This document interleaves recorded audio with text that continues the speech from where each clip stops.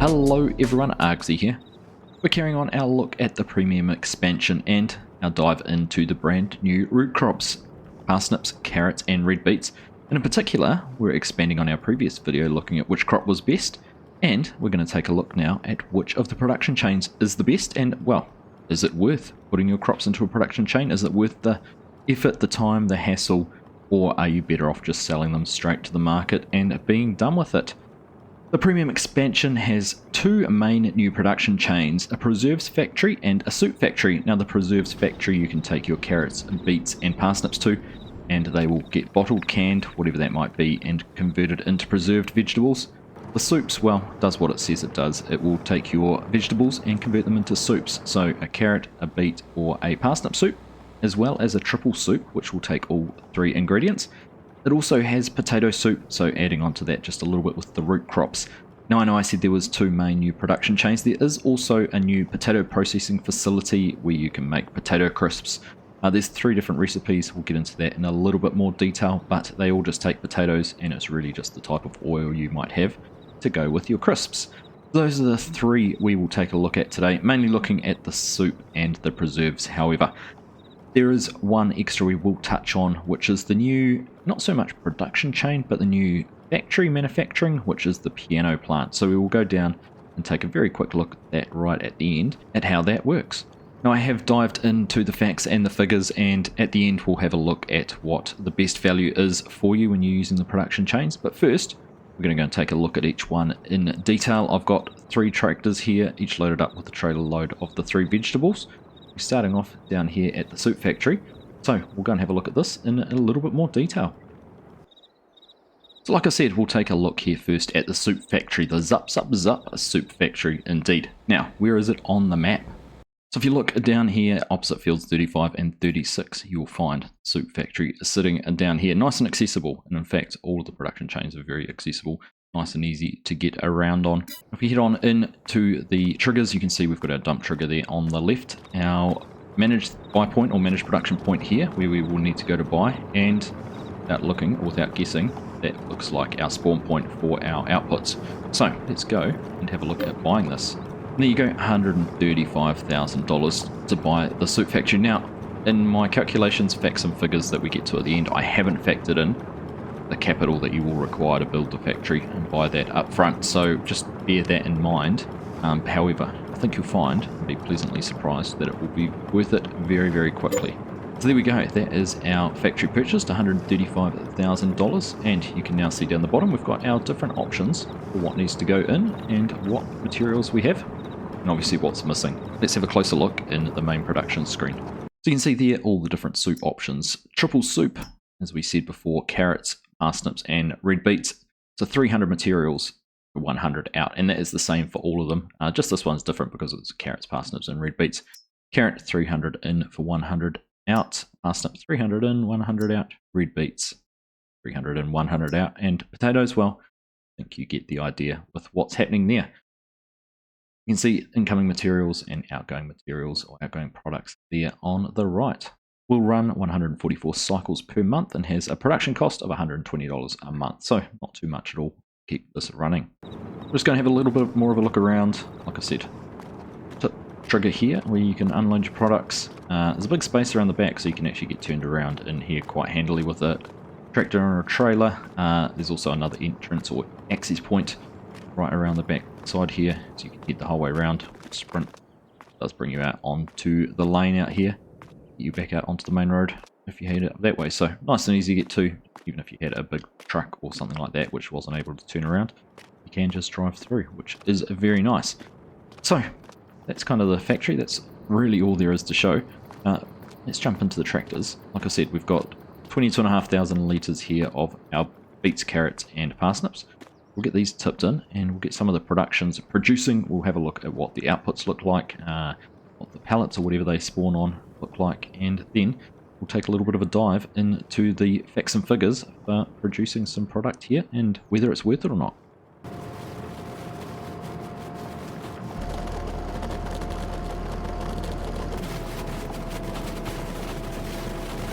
So taking a look here back in the menu now that we have our product tipped in there, you can see 22,500 litres of each of the 3 products. No potatoes, because I haven't set that up. However, we do have the buy productions input in there. So just so we can see what the potatoes look like, through buy a little bit of that. When I say potatoes, the potato soup. So there we go, we'll leave that up and running. So that gives all 5 of our productions there some scope to be manufactured. So we're going to crank up the time, run through and see what comes out at the other end. You can see there we've got our time cranked up and everything is up and going. Storage is going down and our products are going up pretty much all at the same rate. It's like the triple soup is a little bit slower than the other soups for whatever reason it is. It should be much the same. We'll wait and see when we get some output here what exactly everything looks like. So there we go, that is 2,000 litres of our soups. The only one not made yet is the triple soup, so we will just leave things running for a little bit longer just to let that spawn. But let's go and take a look at the pallets in a little more detail. Red beet soup, potato soup, carrot soup, and parsnip soup. And of course, we're still waiting for the triple soup to appear and spawn. And there we go, there is our triple soup pallet. Let's just have a look down there. Does look like it's got all of the labels on it, the carrot and parsnip and red beet. So that is the 5 products you can get out of the soup factory. I'm just going to leave this running until 9 AM because that will give us 24 hours or a full calendar month from start to finish, just to get an idea on how much of each product it's going to have chewed through. Just looking at how quickly it is going down, you're not going to be able to use very much over the course of a year. It's based on what I'm seeing here. It might change depending on whether you're running 1 day, 2 day months, but I thought it was pretty much stagnant because of the number of months there is. But let's just crank this up to get to 9 AM. There we go. So we had 22,500. We've used about 11,000. So that's how much it uses in a 24-hour period and how much it will produce. So just bear that in mind if you are thinking about doing productions. Of course, there is the production revamp mod, which gives you the opportunity to purchase an upgrade to the factory to make things run a little bit faster. So that is the Zup Zup Zup Soup Company.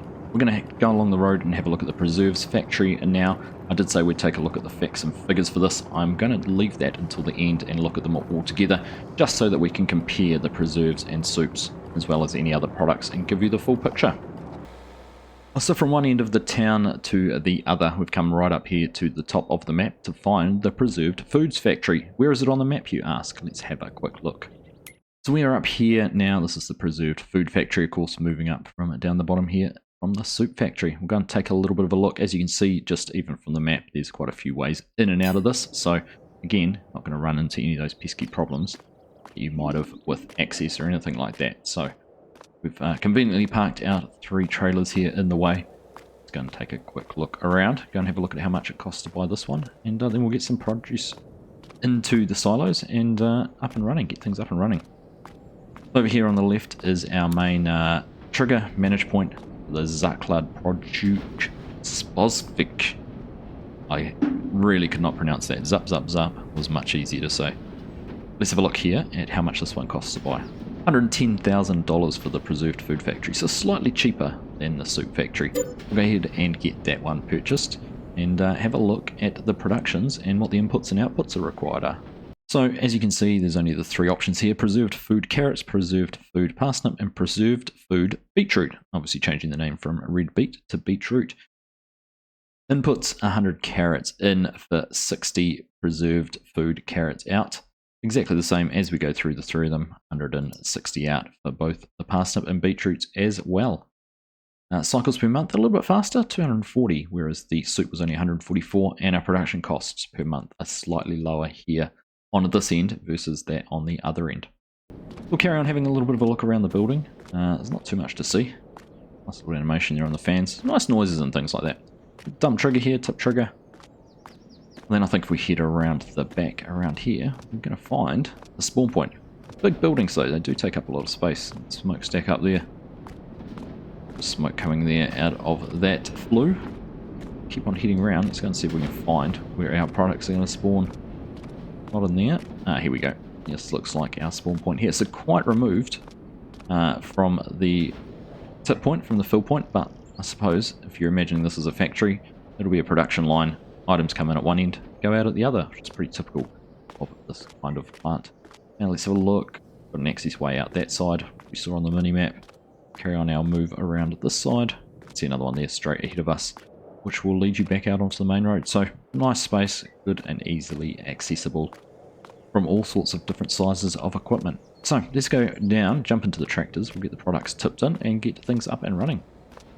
The last of the trailers to dump in here, the carrots, we've got the other two done, so we'll let this get emptied out and we'll go and make sure everything is turned on. And go and keep an eye on the outputs, see what the preserved vegetables look like. There we go, you can see our 22,500 litres of everything sitting in there, and everything is blue, so up and running. Let's crank the time up, see what happens. Right, well, we're going to stop that right there. You can immediately see that increase in cycles, how much quicker that has produced our first couple of pallets. Go and have a look at these. The first one here, preserved food carrots, and these come out at 2,000 litres as well. That's the carrots. We'll have a look along here. This one is our parsnip, again 2,000 litres in that one. And move along to the red beets, again 2,000 litres. So much faster production there in this end than the soup was. So again, something to factor in. I haven't looked at that in my costings. My costings are purely based on conversion from raw product into processed product and what the potential income from each option is. It doesn't take into account how quickly it might be able to be processed. So a few different factors that would need to be taken into account. So the last of the production chains we were going to look at is the potato processing facility. We're down here at the bottom right hand corner of the map. We'll have a look at where it is and then we'll go in and take a look at how it's all set up. So down here at the bottom corner of the map, the potato processing plant, pretty much in line with the soup factory, but across this way as you're heading away from the town. A little bit of access in here, get on down through here, a little bit of a sprint, take a little bit of a look around, a few sheds and things around. Again, good space, good access in and around the plant. Not too much to see at the moment. I'm going to head down this way. You can see where our tractor is parked up with a trailer load of potatoes, which we will go and get dumped into the trigger in just a minute. Let's have a look around here. Master there. So there's our dump point. Like I said again, some good access. Another access here out the back as well, so you can get out onto a lane. Now, manage point over there with the crescent spanner. And there is our spawn point for our potato crisps. We're going to have a look, we'll see how much this costs, and then we're going to have a look at what we need to put in. $120,000 for the potato processing plant. So all three plants are very similar in cost. So we've got that purchased. Let's take a look now at the productions menu. So 3 different types of potato chips now available, and the only difference between them is the oil that you use. 100 potatoes in plus 5 of either sunflower, canola or olive oil gives you 30 crisps or potato chips out at the other end. Now, we've only got potatoes. We're going to use our production buy tool, and we're going to just buy some sunflower oil. 1,000 litres is costing $1,779, and then we'll get our potatoes put in, and that will enable just that one there with the sunflowers. Other things to look at here, the cycles a month, much higher again. This is even double what the preserved food factory was, and almost 4 times, between 3 to 4 times the value of the soup factory. Production costs the same as the soup factory there at $120 a month. So we'll go ahead and get this load of potatoes tipped in here, and then we'll go and get the production up and running and take a look at the crisps when they come out the other end. So even though time is set at 1, we've already got 2 litres of potato chips produced. And one thing to point out as we ramp the speed up is that potato chips is only one type, so whether you use the sunflower, canola or olive oil, you get the same output at the end, so it doesn't matter which one you use. Of course, oil isn't necessarily the easiest thing to make. It requires another production chain, so this might be something where you simulate buying the oil in, as we have in this instance. Maybe using one of the buyable production mods where you can buy it by pallets or something like that. Different ways you can do it. Night has fallen, and so has our first box of potatoes. Let's go and take a look at this. Potato chips, here you go, you can see the front of them. Like I said, no different whether you were using any of the 3 oil types. 2,000 litres sitting in there, only 250 kilos as you'd expect, nice and light. And what have we used up? 7,500 litres of our potatoes to get to that point, and about a third of our sunflower oil, so you can get a bit of a feel there for how much inputs you need to do to get the 2,000 litres of potato chips out at the other end. So there we go, we've taken a look at all 3 of the new production chains. We will go and take a look at the piano factory in just a minute, but before we move on to that, I thought it was worth summarising what my findings were and what the facts and figures and what I think might be the best thing to do if you were interested in taking your vegetables and converting them into something else. The first spreadsheet that I'm going to show you there is the 3 different factories: the preserves, the soup and the crisps. In the left is obviously your inputs, your carrots, parsnips, red beets and potatoes, and then for each one is the quantity that needs to go in, and I've tried to round that down to the nearest whole figure so you can easily calculate your value per litre for your inputs versus your outputs. The price per litre is the sell point, and that is based off the highest sell point that I did see for the raw product. So for example, red beets, the highest sell price I saw for those was $488 per 1,000 litres, so converting that into a price per litre is 48 or 49 cents. So to take that figure just a little bit further, if you've got 5 litres in at 49 cents each, it's just under $2.50. Your preserved beetroot has an output quantity of 3 for every 5 in at a maximum sell price of about $2.50. So $7.50, almost a 3-to-1 ratio there between selling your red beets raw or selling them as preserved beetroots. And then working your way through, obviously carrots, parsnip and red beet for the soup is a 3-to-1 mix. Potatoes down there, just to be able to keep the oil at a whole figure of 1, you needed 20 potatoes to go in to get your 6 potato chips or potato crisps out at the other end.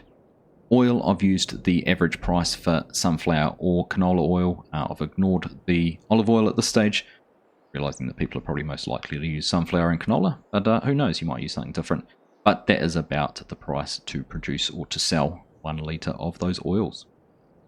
Now moving on to take a look at what is the best of the production chains. Which production chain is going to earn you the most money?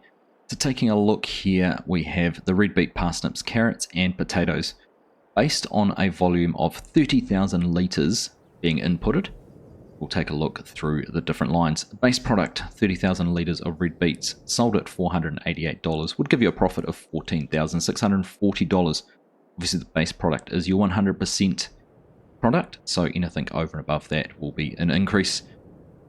If we go down through the list there, preserved beetroots has an output of 18,000 litres if you'd put in 30,000, a sell price of $2,486, netting you $44,748, or just over 300% more than the base product would have. And the soup, obviously a 3-to-1 input to output, so 10,000 litres of soup at an average price or best price of $3,187 would get you $31,870, or about 217% over and above your base product sell price. And that is pretty consistent across all 3. The preserves certainly seem to be coming out almost 300%. Certainly it was over 300% for the red beets, but very close to 300% compared to the base product. And the soups were around the 215, 217 there that you can see for the 3 different types of soup. Variance in that though, when we get down to potatoes. So that's the red beet, parsnips and carrots are all very similar. Potatoes, however, as you can see, they're a little bit different. 30,000 litres of potatoes in would sell at $388 as a maximum price for a profit of $11,640. The crisps, which would get you 9,000 outputted, sold at $4,821, would give you $43,000 plus a little bit more, or a 372% increase over your base product profit. The soup there as well has a slightly higher percentage as well, 314%, $36,000. So a little bit of an outlier there, mainly down to the fact that the base price for potatoes is just a little bit lower than any of the other 3 products were. So just a few things to point out there. The max price I found was based on the pricing screen, and having a look at what the maximum price shown was in the price fluctuations. You might find that it fluctuates a little bit more. Certainly have experienced that you might find you get a better price either side, morning or evening, either side of that highest price that's shown, so keep an eye out for that. The other thing to point out is this is all based on the easy economy. If you're on normal, everything would be about 0.6, so for $1,000 on easy, that would be about $600 on normal, or if you're on hard, it is about a third, or 30% I think. So if your 1,000 litres in easy would be about $300 on hard. So if you want to factor that into calculating what the different profits would be varying between easy, normal and hard, throw those figures in there and that should get you to that point. So after all that and summarising everything I've found out, at the moment if I was going to make a choice of preserves or soups, I would certainly be going down the preserved vegetable route. It certainly seems to have the better increase over profit, and as well as being a cheaper factory to run with a higher turnout, so it produced more vegetables, preserved vegetables, quicker than the soup did. So everything sort of shaped up for the preserved vegetables to be the best one to use. Now, as we said, there was one other thing we were going to look at here, which is new to this map, as this production of pianos, similar to the roller coaster and the boat building that came with Silver Run Forest. Zelonka has the ability to build pianos. It only requires one input, which is planks. We'll go and take a look at that there. We've got a tip trigger here. Now, if you didn't own this, this would be purely a sell point, so you can actually come and sell planks here if you want to make those. I'm going to have a look over here. Hit the trigger to buy this. So you can buy the piano manufacturing building for $140,000. Go ahead and buy that. Go up and have a look inside and open the door. Get on in here. There's not too much to see, except there will be a piano there once we get things up and running. Some lights over here. Turn those on. Some spotlights and things in there. Pretty much illuminates where the piano would be. We're just going to come back out here, and I'm going to use some easy dev just to spawn some planks in, and we'll get them in the trigger. Hopefully get that filled up. So we've just spawned in 5,000 litres of planks. I happen to know from experience, having done this already once, that that is how many planks are needed to manufacture the piano. I think we should actually put one extra in. I don't think this appears and is quite finished. Sell until we have it there. Similar to how the soup didn't quite spawn. You come in here now and you'll notice we have some piano music playing in the background, along with the noises that come with some building and construction, saw and a little bit of hammering. So let's just leave this to run. I'm going to speed up time. This is quite a long process. I think it takes 4 calendar months. So we'll just keep an eye on there. We're at 7 AM on March. So skip through time and see how long it takes. I've just slowed down time there because we've gone from March through April, May, June into July, 4th month since we started, and we're sitting at 98.6, 98.7% complete. So accelerate this a little bit to get those last few litres in. See if it will get to 100% or whether we do need to go and spawn those extra planks in. There we go, that is 100%. It hasn't sold yet, but that does give us the chance here to go and have a good look at this piano. Isn't it grand? Very nice. Cool little model actually. Something unique, something different. Add to the game. That's all there, all made. So we will go out here. I'm going to put the time down to 0. I'm just going to pause time. Go in and get these planks spawned and then go and watch it disappear when it gets sold. Alright, well we went inside, but as we've put those planks in, $90,000 for selling the piano. We hear the music started up again and production has started on the next of the pianos. So that is all up and going and moving. Obviously just that $90,000 on easy would drop down to $54,000 in normal or $30,000 in hard if you were building the piano in either of those economies. So yeah, well worth it. I think for $140,000 of investment, planks might be a little bit harder to come by. Depends how committed you are to making those the legitimate way, or doing it how we just have some easy dev, or using one of the buy production inputs to be able to buy some planks and not make them yourself. Now that we've taken a look at all 4 of the new production chains, whatever you like to call them, let's just take a look here in the build menu, because they are all placeables and you can build them yourself, so add them to any map that you like, so long obviously as you have the premium expansion. So under productions we've come right to the end, and you can see under premium expansion we have our potato processing plant, preserved food factory and our soup factory. There's a few others as well, spinnery, dairy and a bakery, which are obviously all unique to this, a bit different to the ones that you get in the base game. But let's just have a look there. We'll place this one down. That is the potato processing plant in the spot where we can. That there. Preserved food factory just there, and the soup factory. Find some land that we own where I can put it down. Could buy a big chunk here. There we go. Spin that around so you can see the zup zup sign. There is our soup factory. So those 3. Now under selling points at the end here is our little piano manufacturer. So again, it can be put down and placed. One thing to note, these are all quite a lot smaller as placeables than they are in the game. So you don't need quite as much space. For example, the potato there in the middle, just scroll across this way. there is the main production plant. So there's quite a bit of extra in and around these over and above what you get here in the base, in the placeable versions. So good to see that they are all there available as placeables to be put into any map that you want to add them to. So there we have it. That is my dive into looking at the new production chains which are available with the Premium Expansion, in particular looking at them here on the brand new map Zelonka.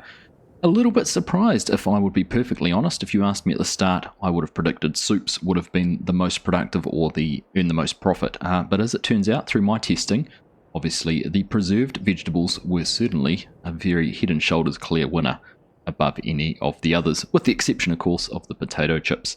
A couple of factors there as well. It wasn't just the price which made them attractive, the profit you could earn. It was also the fact that they produced quicker than the soups and had a cheaper monthly production cost. So all in all, I think they would be an overall winner. Be interested to hear your thoughts. If you get any variance to the results I have, what may trigger that. Obviously, bear in mind, I have tried to be as accurate as I can with the figures, but there will be some variance and fluctuations that you might experience between your game save and mine. So use this as a guide, take it as you will, as a little bit of a pointer in what might work best. But there is those differences which could make it a little bit different for you and what you experience. So, like I said, I hope you have found that very useful. As always, thank you all very much for watching, and I'll catch you in the next one.